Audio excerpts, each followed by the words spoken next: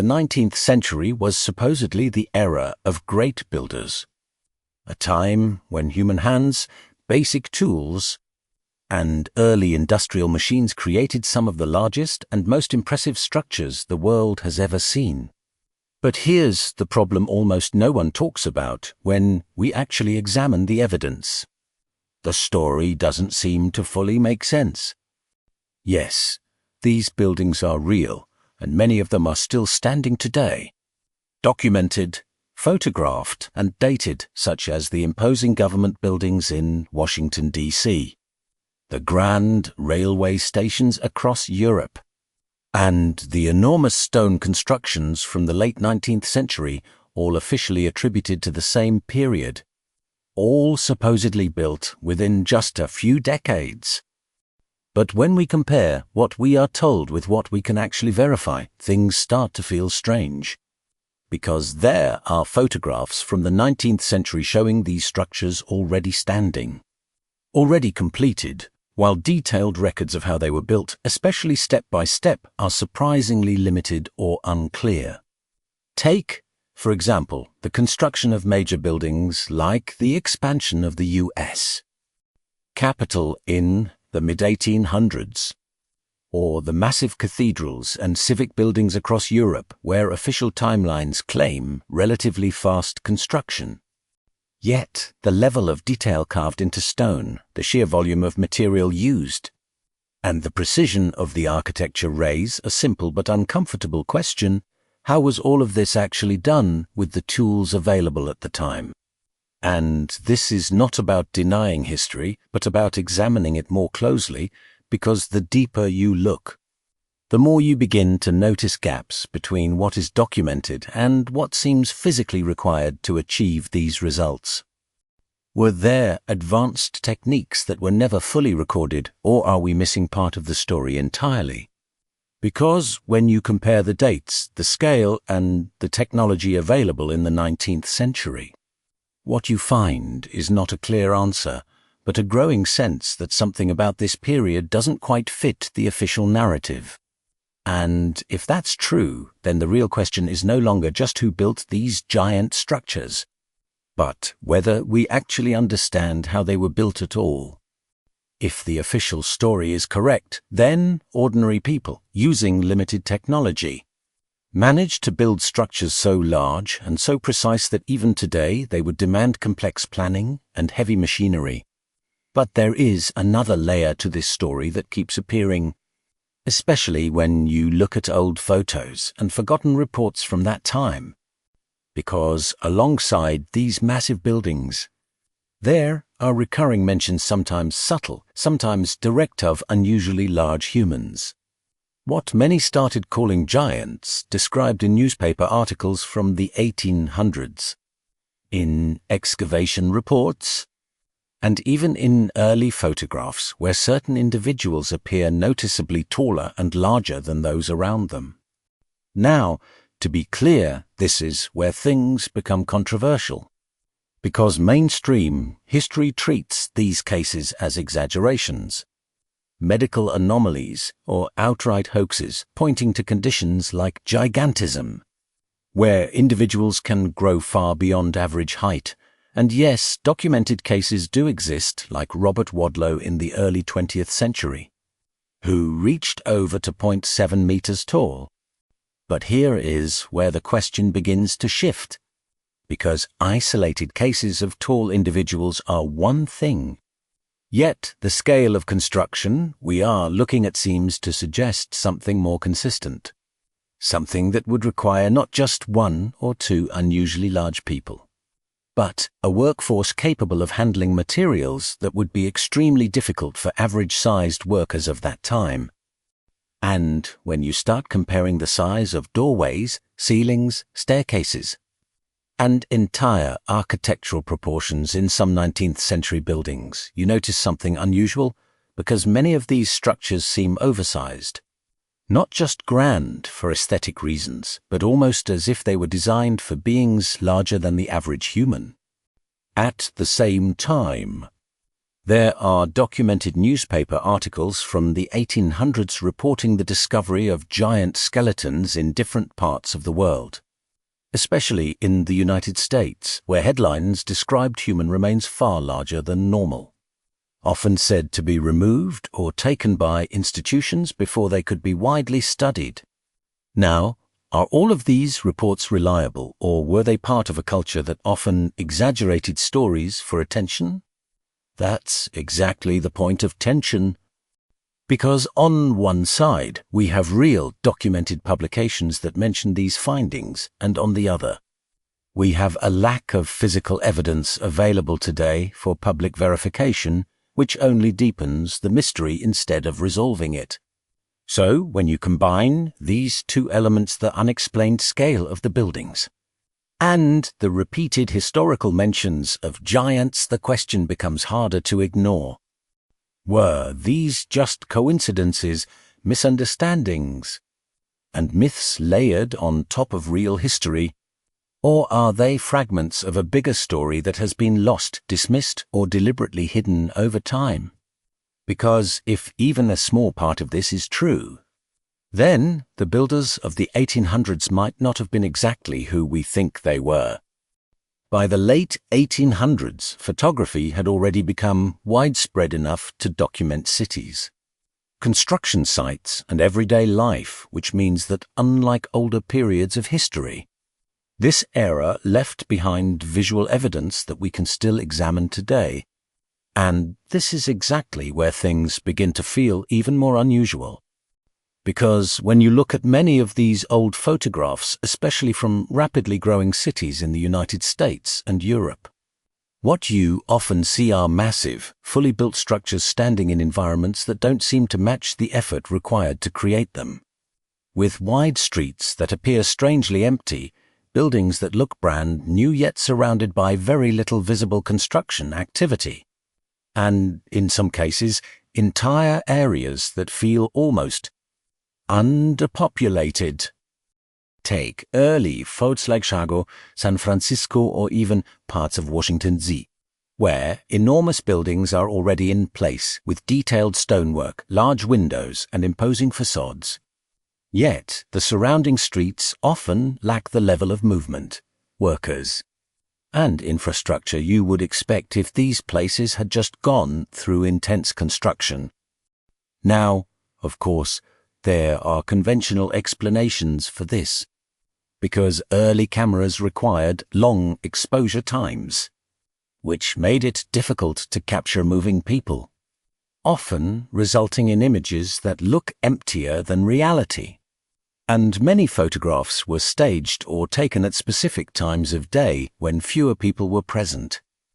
But even with those explanations, something still feels off when you start comparing multiple images from different locations and different years, all showing a similar pattern: grand, oversized architecture appearing in environments that don't seem to reflect the massive effort needed to build them. And this is where some researchers begin to connect these visuals with the earlier reports we mentioned, suggesting that what we are seeing might not be the construction phase of these buildings, but rather a period after they were already completed or even repurposed. In other words, instead of documenting the creation of these giant structures, many of these photographs might actually be capturing a moment in time when these buildings were already there, waiting to be occupied, reused, or integrated into expanding cities. Now, is that a stretch, or is it a possibility worth considering? Because when visual evidence doesn't fully align with the expected process, it forces us to question whether we are looking at the full story or just a carefully selected part of it. And if these buildings were not constructed in the way we assume, then the next logical question becomes even more unsettling. Where did they come from before they were photographed? If there is one piece of documented history that continues to fuel this mystery more than almost anything else, it is the series of World's Fairs that took place throughout the late 19th and early 20th centuries. Events that were photographed, recorded, and widely attended, yet still raise questions that are difficult to answer. Because, according to official records, these fairs, like the famous Chicago World's Fair of 1893, featured enormous, highly detailed buildings constructed in a relatively short amount of time, designed to showcase progress, culture, and innovation to the public. But when you actually look at the photographs and descriptions of these places, something doesn't quite make sense. We are not talking about simple exhibition halls or temporary wooden structures, but entire cities of grand architecture, with massive domes, long colonnades, intricate statues, and waterways carefully integrated into the layout, all built to a level of detail that resembles permanent stone construction rather than something meant to last only a few months. And yet, the official explanation tells us that many of these buildings were made using temporary materials like staff, a mixture of plaster and fiber, built over wooden frames, designed to look impressive but not to endure. Now here is where the doubt begins to grow again. Because when you compare the claimed materials with the visual evidence, the scale and finish of these structures seem far beyond what most people would expect from temporary construction, especially considering the time, constraints, and the technology available. Even more intriguing is the fact that many of these buildings were demolished shortly after the fairs ended, leaving behind very little physical trace of their existence, despite the enormous effort that would have been required to build them in the first place. So the question naturally emerges, why would such massive, detailed, and seemingly sophisticated structures be built only to be destroyed so quickly? Was it purely economic, as official history suggests? Or is it possible that these buildings were not entirely new constructions, but rather pre-existing structures that were repurposed for the events and then removed, hidden, or dismantled afterward? And when you place this alongside everything we've already seen, the scale of 19th century architecture, the limited documentation of construction, the strange photographic record, and the recurring mentions of giants, the pattern becomes harder to dismiss as coincidence. Because once again we are faced with something that is fully documented, widely accepted, and yet still filled with details that don't seem to completely fit together. And if the world's fairs represent even a small piece of a larger puzzle, then we may not just be questioning how these structures were built, but whether their true origins have been misunderstood from the very beginning. At this point, even if we set aside the idea of giants and focus only on what is officially accepted, there is still a major issue that remains unresolved, and it's something surprisingly simple: logistics. Because building something massive is not just about design or labor. It's about coordination, transportation, timing, and repetition on a scale that needs to be consistent every single day for years. And when we apply that lens to 19th century construction, the numbers begin to raise serious questions. Think about the amount of stone required to build a single large government building or cathedral, not just a few blocks, but thousands upon thousands of precisely cut pieces, each one quarried, transported, shaped, and placed with accuracy, often several stories above the ground. Now consider the tools available at the time. Where steam power was still developing, cranes were limited in strength and reach, and most of the workforce relied on manual effort, animal power, and relatively basic mechanical systems.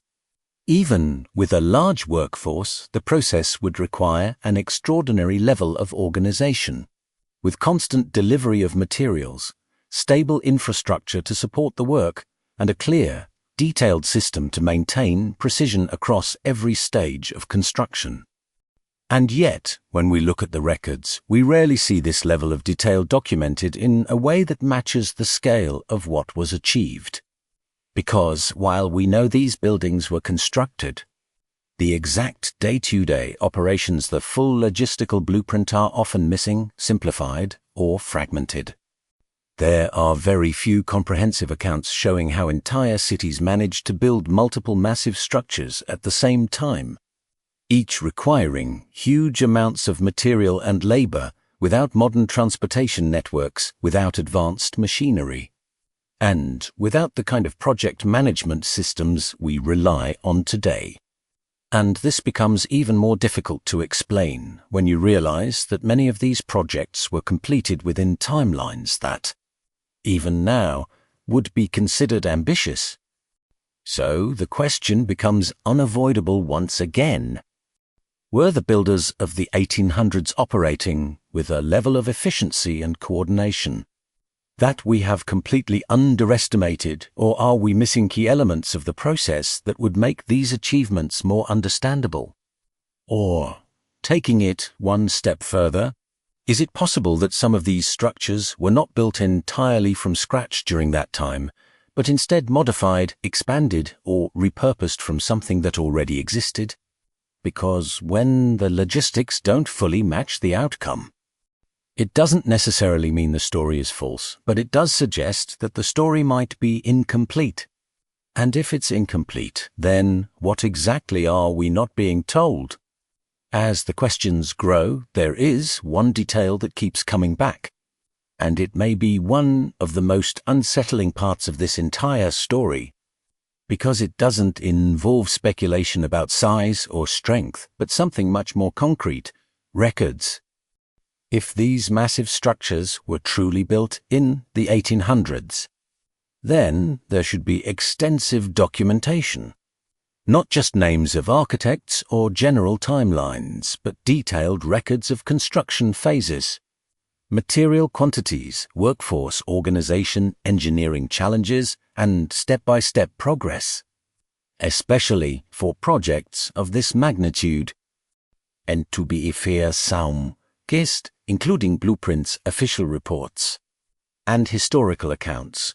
But when researchers and enthusiasts dig deeper, they often find that many of these documents are incomplete, missing key details, or simply not available anymore. In some cases, entire archives were reportedly lost due to fires, accidents, or poor preservation, which, on its own, is not unusual for historical records. But what raises suspicion is how often this seems to happen specifically with projects of enormous scale.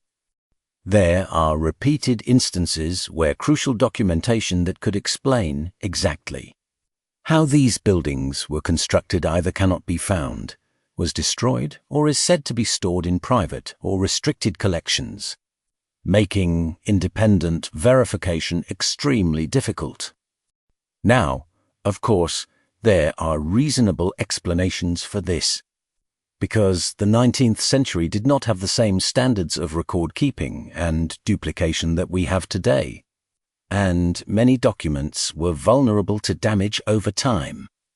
But when you combine this pattern with everything else, the scale of the buildings, the limited visual evidence of construction, the unusual photographs, the rapid timelines, and even the controversial mentions of giants, the absence of detailed records begins to feel less like coincidence and more like a gap that hasn't been fully addressed. And this is where the narrative starts to shift from how did they build this to something more complex. Because without complete documentation, we are left relying on partial information, reconstructed timelines, and assumptions that may or may not reflect what actually happened. So the question becomes sharper, more direct. Are these missing records simply the result of time and loss, or is it possible that some parts of this history were never fully documented for a reason? Because when the physical evidence is massive and undeniable, but the paper trail is thin or broken, it creates a tension that is very hard to ignore. And if the story of these giant structures was simplified, edited, or partially lost, then what we call history might only be a version of the truth, not the complete picture. At the end of all this, after looking at the scale of the buildings, The limits of the technology, the strange photographs, the world's fairs, the logistical gaps. And even the missing records, we are left with something that is difficult to ignore. Because no matter which angle you approach it from, there is always a piece that doesn't seem to fully fit. And maybe the most important thing to understand is that this isn't about proving a single alternative theory. It's about recognizing that the official explanation, while partially supported, does not seem to answer every question in a way that feels complete when you really examine the details. Because yes, there were skilled builders in the 1800s. There were engineers, architects, and workers capable of incredible achievements. And there are documented examples of large-scale construction from that period, but at the same time there are also patterns, inconsistencies, and missing pieces that continue to raise doubt. The repeated mentions of giants in historical newspapers, even if dismissed as exaggeration, the oversized proportions of certain buildings, the lack of detailed construction records, the rapid timelines, and the visual evidence that doesn't always match the expected process. All of these elements form a picture that is far more complex than the simplified version most people are familiar with. So instead of asking for a single answer, maybe the better question is this. What if the story we've been told about the 19th century is only part of a much larger narrative? One that includes knowledge, methods, or even people that have not been fully acknowledged or understood? And if that's the case, then these giant structures are not just architectural achievements, they are clues. Physical evidence that something bigger was happening during that time. Something that may have been forgotten, overlooked, or deliberately set aside. Because history is not just what is written in books, it is what survives, what is recorded, and sometimes what is left unexplained. And once you start seeing those gaps, once you start noticing the details that don't quite match, it becomes impossible to go back to seeing these buildings as just old structures from the past. They become questions. Questions that remain standing, just like the buildings themselves, waiting for someone to finally connect all the pieces.